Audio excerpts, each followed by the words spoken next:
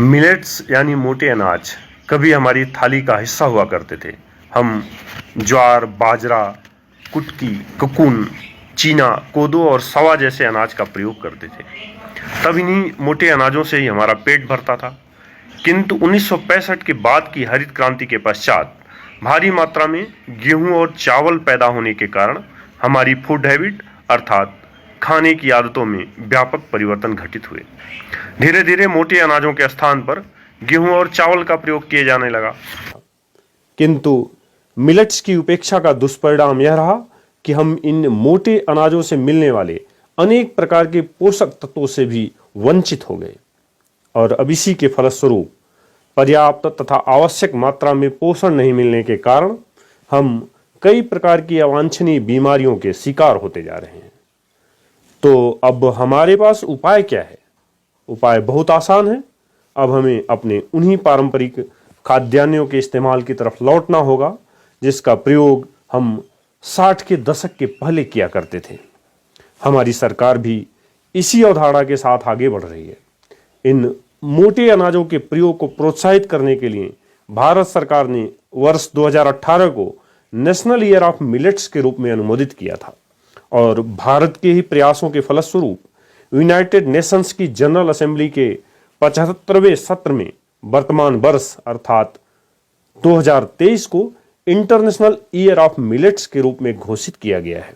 संयुक्त राष्ट्र ने 2023 को इंटरनेशनल मिलेट ईयर घोषित किया है। इसी क्रम में भारतीय सेना के साथ ही साथ भारत सरकार के सभी विभागों को खाद्यान्न के रूप में मिलेट्स को बढ़ावा देने का निर्देश दिया गया है।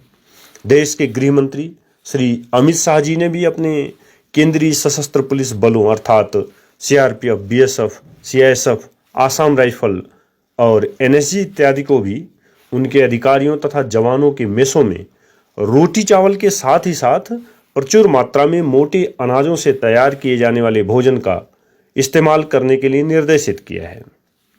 वास्तव में मिलेट्स हमारे लिए बहुत लाभकारी हैं, इसीलिए तो हम इन्हें सुपरफूड कह रहे हैं। ज़्यादातर मिलेट्स शुगर फ्री होने के कारण डायबिटीज के मरीजों के लिए भी उत्तम आहार हैं। यह ग्लूटेन फ्री होते हैं और इनमें फैट की मात्रा भी कम होती है। मिलेट्स में फाइबर होने के कारण यह सुपाच्य भी होते हैं। यह एंटी टॉक्सिक भी होते हैं जिससे रक्त की शुद्धता बनी रहती है। यह हमारे कोलेस्ट्रॉल लेवल को कम करते हैं। इसमें हाई मैग्नीशियम कंटेंट होने के कारण यह हमारे ब्लड प्रेशर को भी नॉर्मल रखते हैं, जिसकी वजह से यह हार्ट अटैक से भी सुरक्षा प्रदान करते हैं। मिलेट्स में मौजूद फाइटोकेमिकल्स एंटी इन्फ्लेमेटरी होता है जो इन्फ्लेमेशन को कम करता है और जिसकी वजह से घाव भरने में आसानी होती है। मिलेट्स के बारे में भारत के प्रधानमंत्री श्री नरेंद्र मोदी जी ने भी कहा था कि ज्यादातर मिलेट्स को उगाना आसान होता है, इसमें खर्च भी बहुत कम होता है और दूसरी फसलों की तुलना में ये जल्दी तैयार भी हो जाता है। इनमें पोषण तो ज्यादा होता ही है, साथ ही स्वाद में भी विशिष्ट होते हैं। हाई फाइबर वाले इन फूड्स को शरीर और सेहत के लिए बहुत फायदेमंद माना गया है। इनसे लाइफस्टाइल रिलेटेड बीमारियों को रोकने में बड़ी मदद मिलती है। वास्तव में मिलेट्स हमारे लिए बहुत ही उपयोगी हैं। अपने भोजन में भी हम मिलेट्स का इस्तेमाल करके बहुत सारी बीमारियों से मुक्त हो सकते हैं। मिलेट्स से भोजन बनाना कोई कठिन कार्य नहीं है। हम मिलेट्स को चावल के स्थान पर उबाल कर खा सकते हैं। इसके अलावा इसे गेहूं के आटे में भी मिलाकर इस्तेमाल किया जा सकता है।